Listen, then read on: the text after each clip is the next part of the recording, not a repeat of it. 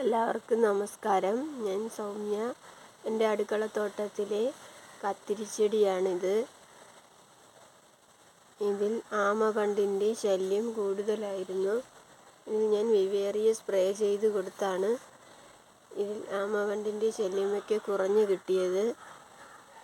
ഇതിൽ പൂവൊക്കെ ഉണ്ടാവാനായിട്ട് തുടങ്ങുന്നുണ്ട്.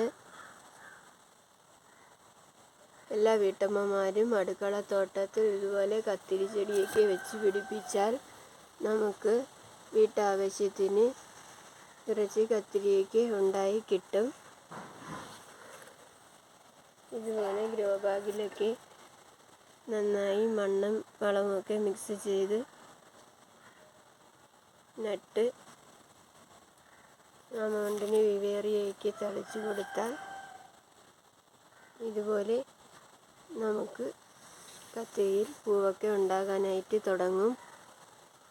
5 മില്ലി വിവേറിയ 1 ലിറ്റർ വെള്ളത്തിൽ മിക്സ് ചെയ്ത് ഇലകളുടെ അടിയിലേക്ക് സ്പ്രേ ചെയ്താണ് കൊടുക്കേണ്ടത്. ഇതാണ് നമ്മുടെ ചെറിയ അടുക്കളത്തോട്ടത്തിലെ കത്തിരിച്ചെടി. എല്ലാവർക്കും നന്ദി.